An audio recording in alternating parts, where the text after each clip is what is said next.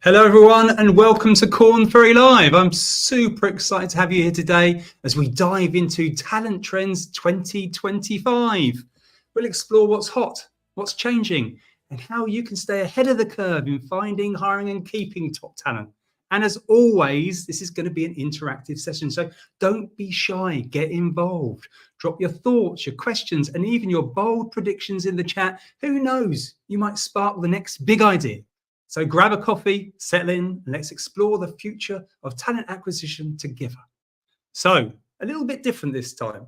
We're going to get you warmed up today. I have some quick fire questions for you all. So please put those answers in the chat. And remember, I'm not going anywhere till I get some answers. So the longer you leave me hanging for those answers, the longer those awkward silences will grow and grow. And none of us want that. So here's your first question. Has AI, yes, AI, changed the way you think about talent strategy? All I'm looking for is a simple Y for yes or N for no. Please put it in the chat. I wouldn't want you working too hard now, would I?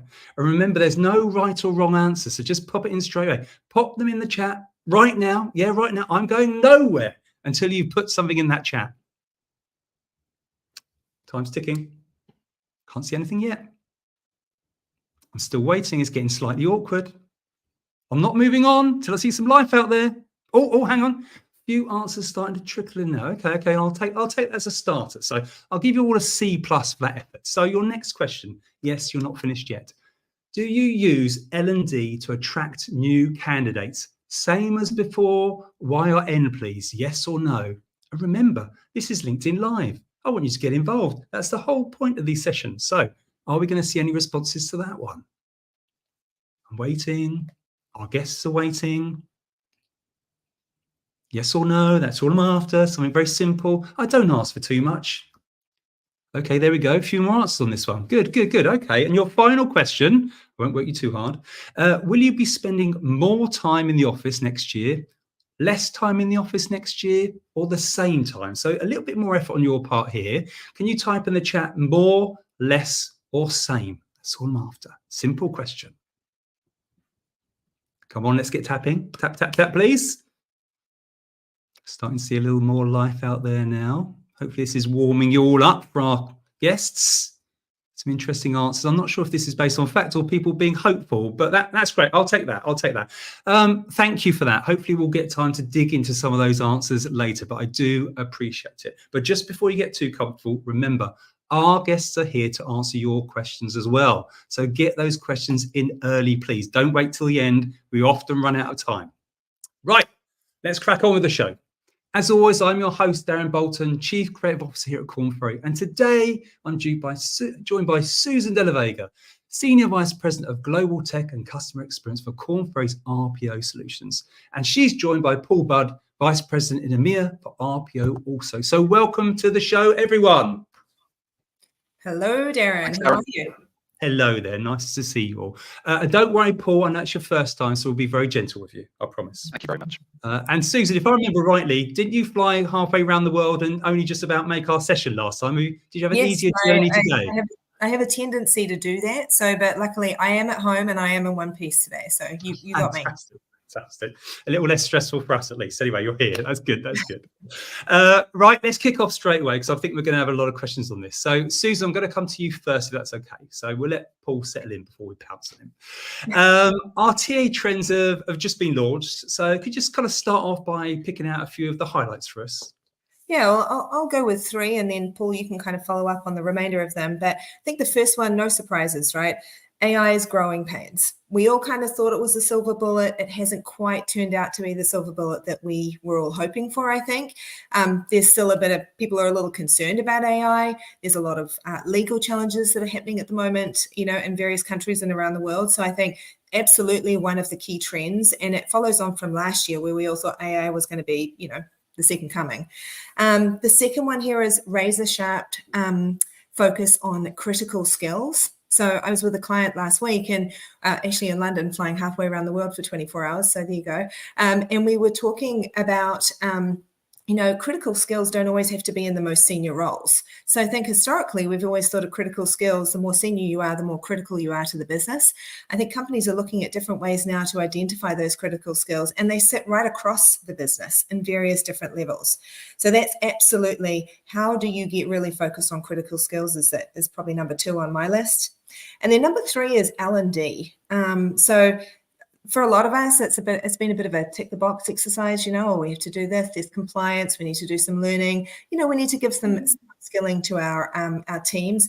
It's absolutely changing. And what we're seeing is that it's becoming critical for company success. I have a son who's studying engineering at college at the moment, and his comments were, by the time he's finished college in 4 years, what he's learned in year 1 will no longer be relevant. And so upskilling and being able to do that in the real world is going to be really important and a key driver for him when he's choosing an employer. Yeah, that's really interesting. Yeah. Paul? Yeah, thanks, Susan. I think they're all really valid points. I think just to finish up with a couple, certainly from our perspective, we're really seeing the transition with EVPs. Your voice is being a bit strange, Paul. I don't know if Susan's hearing that as well. You turned into a robot a little bit there and stuff. I don't know if you want to do that. I have a tendency to do that, Darren, so is that better? That sounded a little bit clearer. I think what I was saying is really one of the big sort of trends we're looking to see accelerate in 2025 is really the shift from EVP really becoming we're still having problems, Paul. It's classic, isn't it? We tried this all out beforehand, so it's all super streamlined and it all goes pear-shaped on the day. I don't know if our guys in the office can do anything to help us with that and stuff, but maybe have a little twiddle of your microphone. I don't know if it's too far away or too close, but do you want to give that a try? No, it's still being weird. That's still being strange. I think this is a classic example of technology, right? How it's supposed to work for us all the time, but not always. Does that work? Is it better now without the No, you're still doing the robot things. It's not the headphone. It's obviously the computer. That is strange. Sorry about that, Paul. We'll get you back in a minute anyway and stuff. So I actually got a funny story. I know that Paul was talking about this earlier about the hybrid 360, and I don't know. I'm not saying this is a sweeping statement by at all, but I did speak to a friend last night, and it was a slightly worrying conversation. He works for a well-known high street bank. I'm not mentioning that. I don't want to get him in any trouble. No names. Yes. And he was talking about they're trying to get people back to do 2 days in the office. And he was asking his manager, kind of like, is there any ways we're going to measure success? And he was basically given a bit of a blank face as to, well, I don't know if we can. And then in the end, they said, we'll just know. We'll just get a feel for if it's been working and stuff. And it's kind of like, well, I'm not sure about that. And the other thing that was also worrying is that one of the rest of the team asked, why are we coming back? What are we supposed to be doing different in the office? And the answer to that was, well, maybe walk around and go and ask someone if they received the email you sent. I was thinking, oh my goodness me! And these are not small companies, so it certainly sounds to me like organisations are needing some help out there. So I don't know if hopefully that's not some of the things you've seen, but maybe you've heard that sort of stuff. Yeah, I mean, I think everyone's still trying to figure out how to get people back into the office. So if you think about from an organization's perspective, it's like what gets the best productivity, the best ideas, the best, engagement with your team. And it was interesting. I saw a presentation that was actually by our CEO, Jeannie McDonald, in the last couple of weeks at a client event. And one thing I thought was super interesting about this is it also depends on what generation you belong to. So did you know there's such a thing as Gen Alpha? I did not know. I literally just heard this. I think it was yesterday or the day before. I'd never heard of it beforehand. I did not know. I actually have one. I have one in the house right now. So this is like the next generation that's coming up, and it talks about like the different generations and what we all want from office and so on. So my generation, we want to be totally flexible. We're happy to work from home. We don't need that engagement. Actually, as we look at people in the younger generations, they need a different level of engagement. It may be their first time working in an office. It may be their first time climbing the ranks.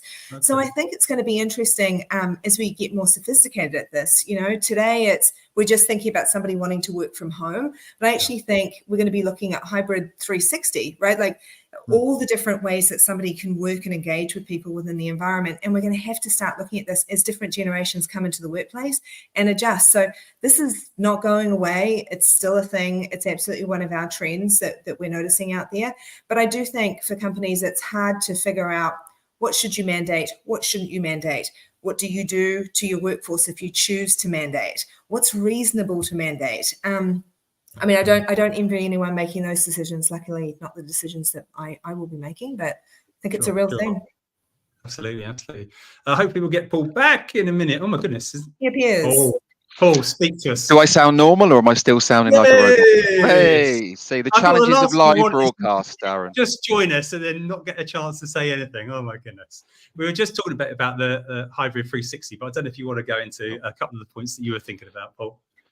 Yeah, I'm not sure if we sort of covered the piece around EVP. I know that was something I was sort of talking. So, Susan, if you covered that, then let me know.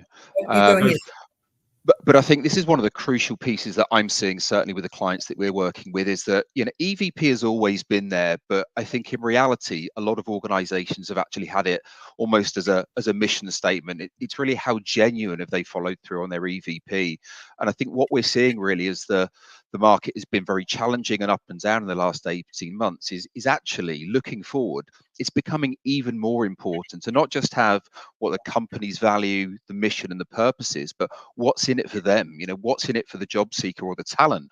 Because I think the theme we're starting to see now is they want to see organizations that are genuine. Do I believe in what this message is? And is this something I really believe in for the future? And that spans across Gen Z right the way through to more senior people. So that's definitely a trend I think organizations need to be much more focused on into the new year. Absolutely.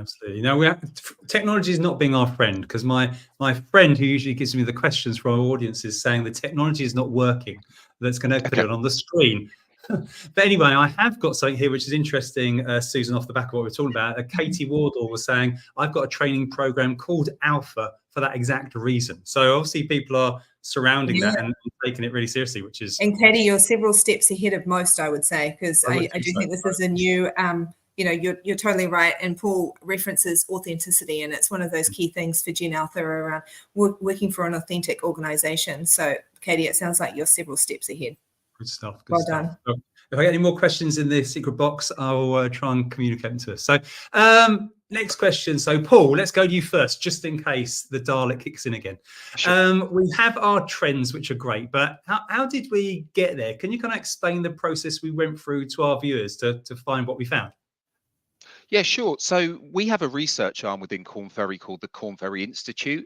And this is the part of the organization that really gathers information, analyzes data through primary research. But for the first time ever, and so it's really exciting to share this with the audience, is that we've bolstered our own IP and expert interview insights along with external research. I think you'll see this time of year, we see trends coming out all over the place. And a lot of those could be individual viewpoints, it could be gut feel, it could be some others. But what we've actually done is blended many different data sources to really give that expert viewpoint on what do we think are the realistic talent trends as we move into next year. So we actually surveyed over 400 talent and HR specialists all over the world, more than 13 industry sectors, and really asking them, what do they predict are going to be the talent trends in 2025? What are their areas of focus?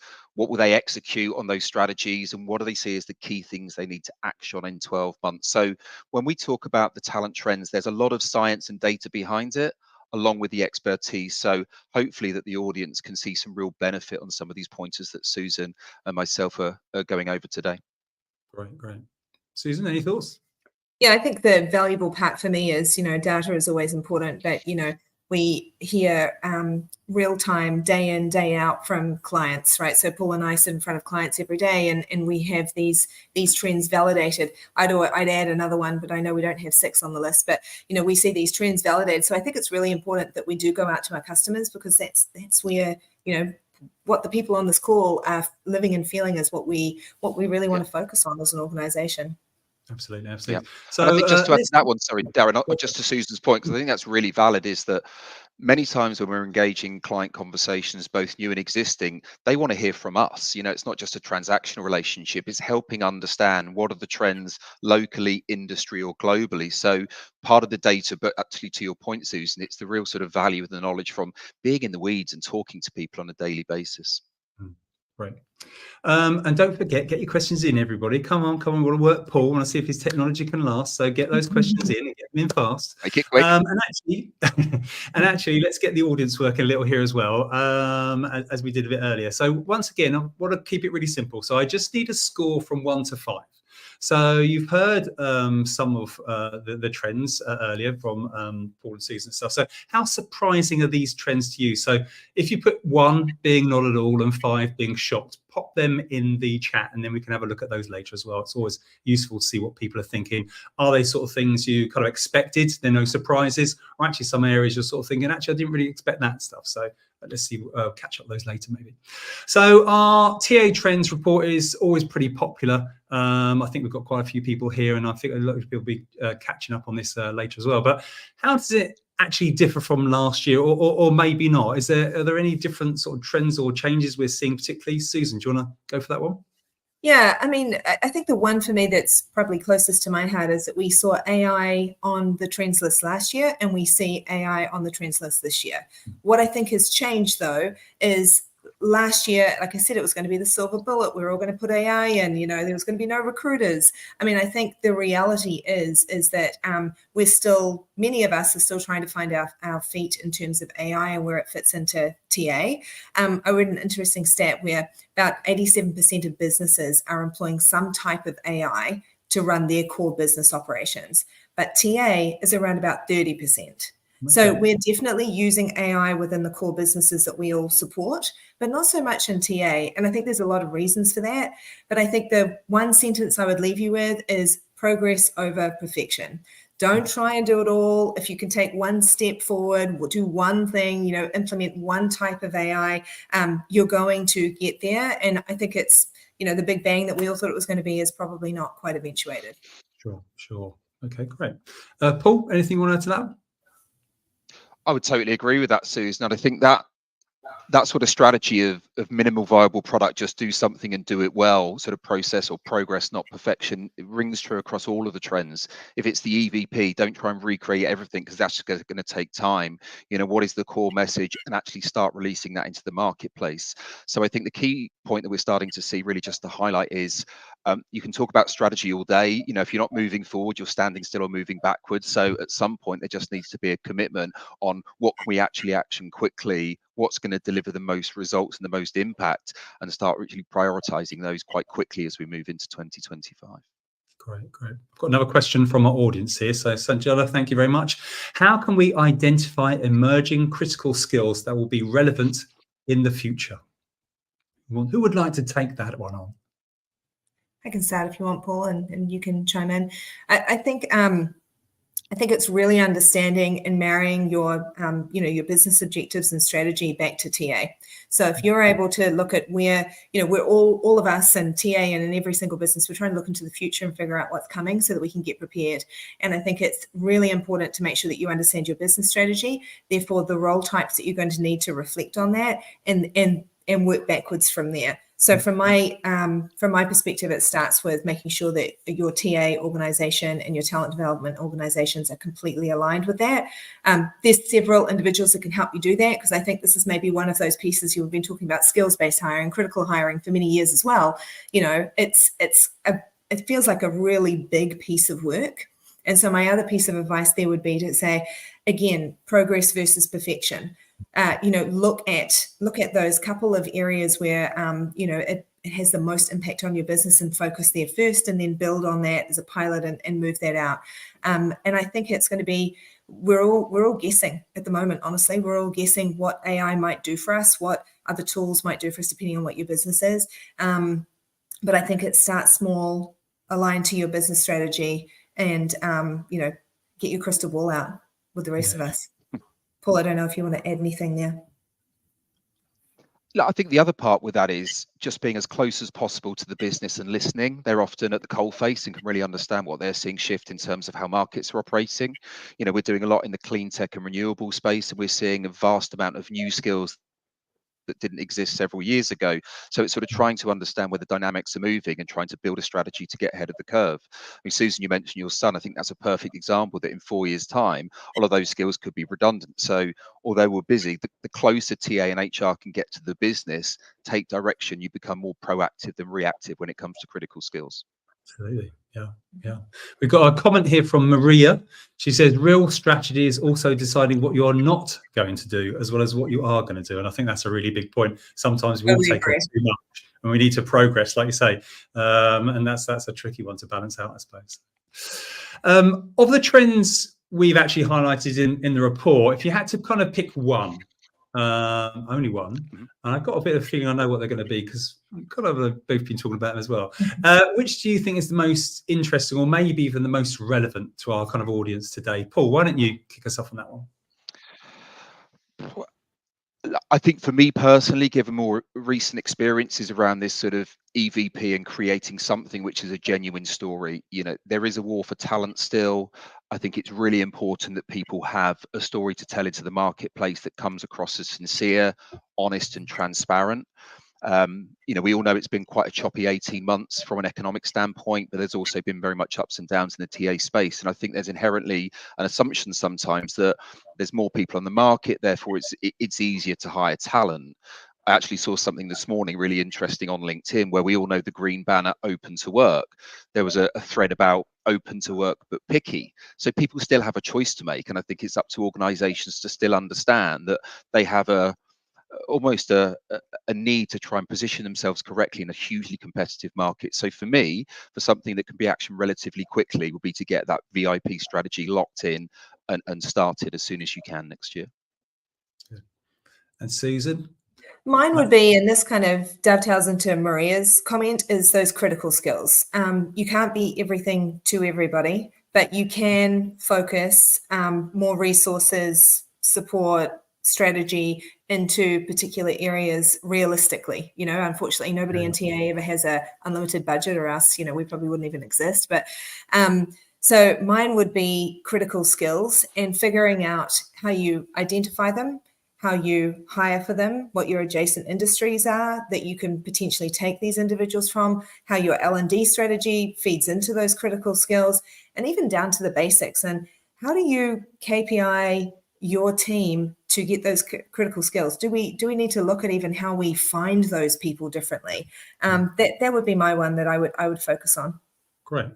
And actually, this is quite a good question I think we can ask our audience. So get prepared, everyone out there. I know this also might be the first time some of you are hearing about these. So it's more about initial thoughts, I guess. So what I'm asking you is, which one of these also stands out for you? So if you put in the chat, 1 for AI, 2 for skills, 3 for L&D, 4 for EVP, and 5 hybrid 360. And I don't know if it's maybe possible to get that list in the chat so people can remember it. Which one is the most interesting to you right now? And if our wonderful audience are quick on this, we might even have time to see some of those results. So please get them in if you can. We're running out of time now, so we need to move fast. I've got another, I think this is a question, from Kathy. If flexible working is the future and the new face of inclusive hiring, then why are so many big brands, including those at the head of remote working like Zoom, still mandating people work in the office? Controversial one there. Who would like to take that one on? I don't mind starting with that one. I think You go, Paul. You go first. I think it is a contentious question. It's probably one of the most talked about topics that you see, not just in the work environment, but also even sort of personally around family. I think a lot of the focus we see is those decisions are made sort of top down without actually sort of looking at the wider population and understanding not just the the talent piece from a flexible working, but productivity, the attraction of talent, everything links in together. So I think there's a lot of work people need to do across the layers of the organization where it's not just a top-down decision. But I think, Susan might have some comments. I think that's one of the biggest challenges that we start to see, is trying to sort of help the wider business understand that this strategy will impact talent, not just now, but in the mid to long term, and that will impact success of an organization. Yeah, I would concur. I think that I think there is a perception, and I'd want to look at the data from these individual organizations to see if perception is in fact reality, that you have more productivity when you are in the office, or when you are in the office for at least part of the time. And I think fundamentally, there's also a ton of investment in office space and so on. And I think, people want to use it. Like, I get it from a business perspective, that's where they want to go to. I think at the moment, a lot of these organizations can drive towards insisting people come back to the office while the market is a little flatter. But I think as we see things like the election and other world kind of changes coming out in the next year or so, I think the market will pick back up and people will have more choices. And then I think it's going to be interesting to see whether companies stick with this mandate or don't, or whether they need to be more flexible in many places. I think that also globally, some countries are just more open to being in the office. Some are not. Some environments lean better towards that. Some are not. I do think we're going to watch this play out. Yeah. And our viewers have been very good, and they've been getting in the chat fast. And their most interesting one, or the number one they're choosing for now, is number 2. Skills is the one they're saying stands out for them. So that's interesting. As always, I'm looking at the clock. We're pretty much run out of time. So one last question for the two of you, and just try and make it as tangible as we can for our audience. I think it's really useful if it's something they can actually take and use. So what can talent leaders do right now that will actually impact their talent strategy? Who wants to go first on that one? I can go first if you want, Paul. I think for me, I would say baby steps with AI. Do something, even if it's small. And I would set that as a key marker. I'd also say to educate yourself on what the market is saying around AI, what the legalities are, how those responsibilities are changing in various parts of the world, but really educate yourself. Don't just take it at face value. I think if everybody on this call listened to their corporate lawyers, I'll probably get fired for saying this all the time, without challenging some of that thinking, you would never see the progress that we're all looking for and expecting. And I think probably my number 3 would be just really think differently about those critical skills. Critical skills are right across your organization, not just in your most senior roles. Focus on that. And I think you're going to see some really big impacts over the next year. That's really helpful. Paul? Over to you. Yeah, and I think just to wrap it up, I think rather than trying to identify one of those trends, I think the overarching sort of theme is, focus on something and do it quickly. I think that for me is what most people can benefit for. Lock down on what's a quick strategy, a quick win, start to implement it, start to see the results, and then push that back into the organization. I think the challenge is always trying to do too much without really understanding what the barometers are going to be for success. So understand what success looks like, do it in small steps, get a minimum viable product going, whether it's critical skills, EVP, whatever that may be, and then start to look at it as a growth for the future. That's lovely. So we've got to wrap up, I'm afraid. Thank you both. That was great. And the audience were definitely getting involved. So that was fantastic to see. So, and Paul, as the newbie, I thought, well, I'll say technology, I'll give you a C+ like our audience start off with, but your answer, A star, of course. So thank you both. Oh, you're so kind. Thank you. Thanks so much, Darren. Thanks, everyone. Thank you. Have a nice weekend, everyone. Thank you. And as always, thanks to all of you out there for joining us today, and for all the questions and the responses to the yes, no's. You didn't keep me waiting too long, so I really appreciate that. So if you want to get your teeth into our TA Trends Report, you'll find a link in the chat. And as always, if you're looking for more information on any of our topics, please visit kornferry.com/insights. I see, actually, there seems to be one last question from the team. Should we change our LinkedIn Live hosts? Y for yes, N for no? Bye. We've got to go. No time. Sorry.